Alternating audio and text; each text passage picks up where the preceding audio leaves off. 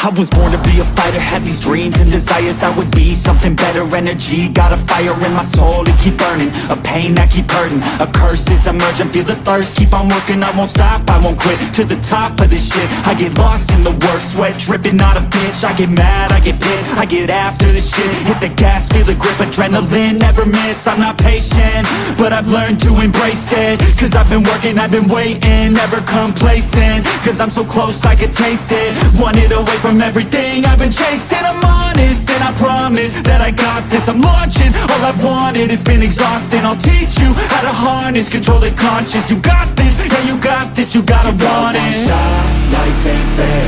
Are you gonna win or will the play scared? I will not stop, I am prepared to get to the top, yeah you must beware. Got 'em like hey.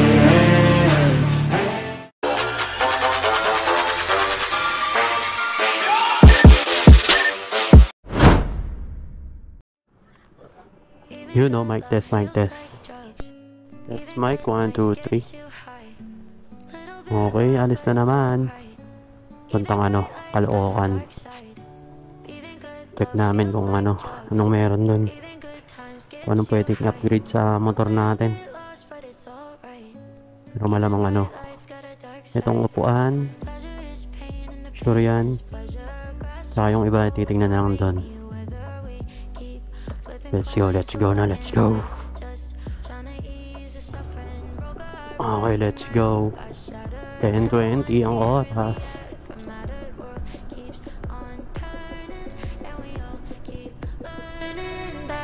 Even good love feels like drugs.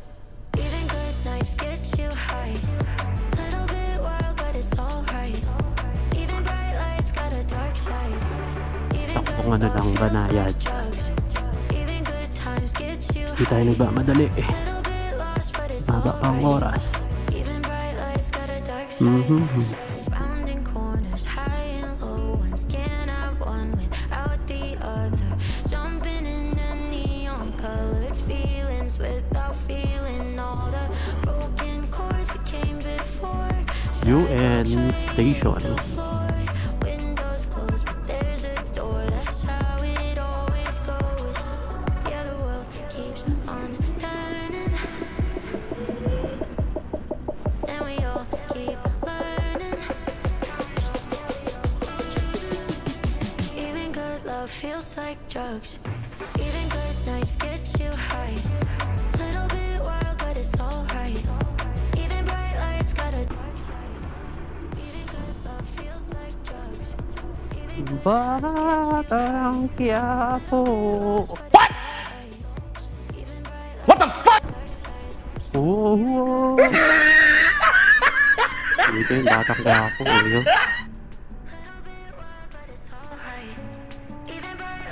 Quiapo Church.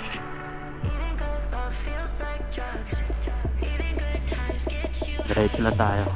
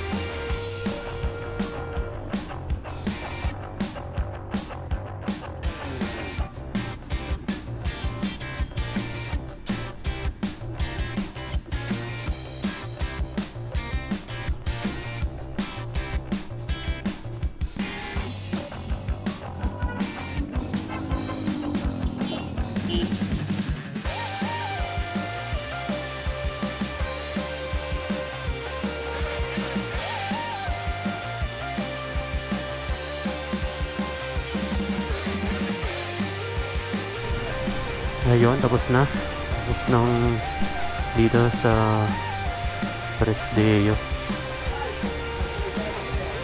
Te, basurahan kayo, te.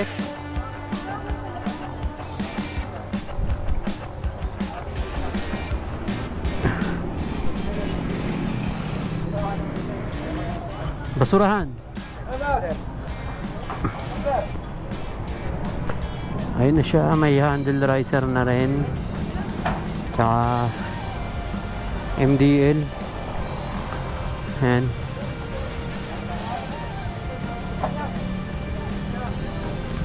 Tama lang. Panggabi. So yun. Okay na. Adjust ko na lang mamaya. Tsaka ito yung upuan.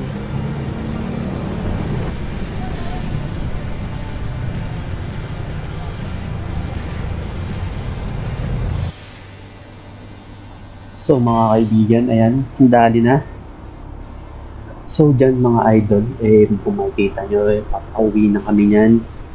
Kasi nga, yun, medyo okay na merong hindi rin okay na nangyari. Sige, kikwento ko na lang din para alam nyo na kung sa susunod may balak nyo yung magpunta dyan sa Caloocan. Siyempre, yung okay muna, yung mga nangyari. Nagtanong kami dyan sa mga shop na yan, mga nadadaanan, kasi ang dami naman. Tapos, nung tinanong namin kung meron ba sila sa ADB na upuan, na kung may camelback, saka handle riser, saka yung mudguard sa likod, yun sana yung hanap namin. Yun, bali sabi nung ibang natanungan namin, wala sila. Tapos sumunod, yung tumawid naman kami sa kabila, nagtanong-tanong din. Meron kaming natanungan na lahat ng tinanong ko, meron daw sila. So yun, nakapamili na kami. Nakapamili na kami ng shop. Bali, yung shop ngayon ay yung Press Deo, yung pangalan ng shop dyan sa Caloocan. Nagtanong kami na meron daw silang lahat nun. Saka pagkakasabi ko, para mas maganda kasi isahan na lang para isang bayad na lang tsaka sakaling makaka-discount. Yun, ganun yung ginawa namin. Kaya yun nga, sabi nung nakausap nung babae doon, meron daw lahat. So, edi yun nga, papakabitan namin nga ng upuan, handle riser, tsaka yung rear na mudguard. Tapos yun, dinala na sa loob. Ang unang nailagay, syempre, yung upuan. Bali yung upuan, ang singil sa amin is 2.5. Pero kung bibili, yung 2.5 na yun, palit yung stock na upuan. Pero pag bibilin mo lang sa kanila yung mismong upuan na gusto mo, 3K. So, pumayag na lang kami na ganun nga, palit na lang. Kasi aanin nga namin yung stock. Hindi rin naman kami nagbebenta ng gamit. Ayun, ganun na lang. Ginawa namin. Yung stock na lang pinalit namin, 2.5. Iwan na sa kanila yung luma namin. Saka yun. Goods naman dun sa upuan. Goods naman. Sunod, nung nalaman namin na yung handle riser na gusto naming kulay, wala. Kulay black sana. Kulay black. Kaso wala. Ang nandoon silver. Bali, anong bigay niya sa amin is 800. 800 yung silver. Kala ko kasi may black. Kasi sabi nila, oo daw, meron daw. Bali yun. 800 bigay sa amin. Pero sa online, sa mga online na market, makukuha lang siya ng 600 plus. Sunod, edi yun nga, wala na. Sunod, yung mudguard, meron daw. Nasa 1.6. Nasa 1.6 yung pinipili namin. So, sige, okay lang kasi nakita ko rin naman sa online yun na ganun nga yung presyo. Nasa 1.6 pataas nga yun. Tapos yun, maya-maya kinausap kami, wala rin daw yung mudguard na gusto namin. Kaya yun, nadismaya na ako. So, bali, upuan lang talaga yung meron. Nasa loob na yung motor Kasi kung wala talaga, di syempre, hahanap na kami sa iba o mag-online o order na lang sa online. So, nandoon na kami. Bali, ang nirecommend na lang din, yung ilaw. Magpalagay daw kami ng MDL. So yun, masahaba ng usap.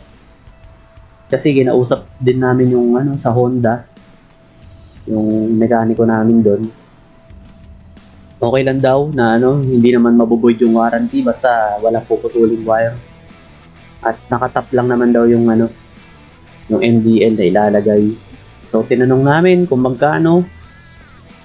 Yung binigay sa aming presyo is nasa 1.3 o 1.4 yata yun. Basta nasa ganung range lang yung ilaw.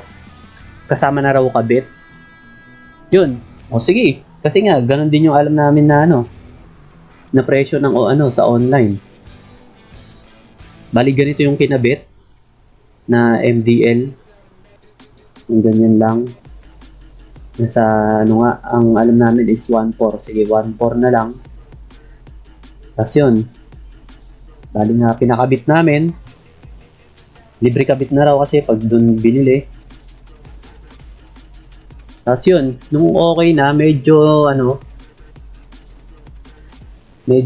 yung mga wirings niya na pagkaka-assemble dun sa mga wirings, medyo hindi ako nagandahan kasi tad-tad talaga ng electrical tape. Tad-tad siya ng electrical tape. Hindi tulad dun sa isang napapanood ko na rin sila, may shop din sila. Kaya yun, nung natapos na, pinakita ng gumagana. Bali yung nakakadismaya lang, yung kasi nga okay na lahat. Okay na, tapos yung magbabayad na kami, siyempre tinotal 2.5, tapos imbis na 1.4 yung ilaw na MDL, mga ganun lang na presyo, nakalagay 2.5. Tapos yung handle riser na kulay pula, kasi naghanap sila, 1.1 daw. 1.1. So, ang nakalagay doon, yung upuan, 2.5.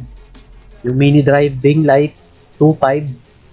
Tapos yung riser, 1.1. Bali, 6.1 lahat ng total. Kaya, yun, nagulat kami, lalo na doon sa ilaw. Kasi sabi nung nakausap namin kahera doon, is nasa 1.3, 1.4 lang na tayo tas libre kabit na. Ang sinabi lang niya, dahil daw 2.5 kasi yung mga ginamit daw doon para maikabit, saka basta yun daw yung mga ginamit, ang nakita ko lang naman na kabit na yung mga kable niya, tsaka yung parang isa pa, hindi ko lang anong tawag pero parang masyadong malaki para sa 2.5. Pero kasi wala rin naman na kaming magawa dahil nandiyan naman na kami nagpaayos, nagpalagay ng MDL. Kaya yun, bali nagulat lang kami, kaya nagtingin na kami ng asawa ko bakit kaya ganun yung biglang presyo nila. Yung ilaw mabibili lang naman sa online na nasa 1.3, 1.4. Pero yung gagamiting kable, saka yung mga pinaglalagay, o kaya pati labor, parang masyadong malaki para sa 2.5 lahat-lahat. Yung MDL pala. Lalo na rin tong yung riser, nasa online din, pabibili lang, 600 plus. Kaya nakakagulat, sinihil kami ng 1.1. Yun. Bali yun yung negative side sa Caloocan na experience namin. So, para mas okay pa yatang bumili sa online. Basta sigurado lang na may reviews, tsaka okay yung mga reviews nila. Dito talaga sa Caloocan, medyo sabi ko hindi okay. Hindi naging okay yung namin. Yung naging experience namin sa pagpunta dyan. Tsaka, syempre, yun nga, yung positive side naman sa sa ganung setup, na kasi yung upuan, tataas, malambot siya. Malambot. Kaya tumaas yung upuan. So mas maganda talagang may handle riser para kasabay lang din yung braso mo tsaka kamay sa pag-angat. Yung ganong setup, okay siya. Okay talaga. Komportable na pang long ride talaga. Kasi may ilaw na. Hindi ka na alanganin sa gabi kung madaan ka sa mga walang ilaw na lugar. Tapos yung handle riser nga, nakaangat na masyado yung braso ko, tsaka yung upuan din, malambot na, nakataas din. Abot ko pa naman siya sa heg, abot ko pa rin kahit pa paano. Kaya hindi alanganin sa pagdadrive. Yun, kung ganong setup ang gusto nyo, ganun talaga, okay na okay. Mas recommended yun sa inyo. Sa mga ADB user din. Pero kung sa Caloocan kayo pupunta, mas mainam siguro na mag-online shopping na lang kayo tapos ipakabit nyo sa mga motorcycle shop na trusted nyo. Kasi talagang tatagain kayo nyan sa presyo. Siyempre dahil bago lang naman kami pumunta rin sa Caloocan, kasi nga nakikita rin namin sa mga video na marami yung pagpipilian, hindi lang talaga namin inaasahan na ganun yung mangyayari. May dayaan sa presyong naganap, tsaka grabe talaga yung pagdagdag nila sa presyo. Kaya yun, hindi namin talaga inaasahan yung mga ganun. Pero syempre, dahil tapos na yun, lesson learned na lang. At least, para may idea na rin kayo. Siguro sa susunod, kung magpapaayos man ako, papaayos ko, panigurado yung mga wirings ng MDN na nilagay. Tsaka papalagay tayo ng busina, yung rapid horn, para talagang pansin tayo. Lalo na pag may intersection.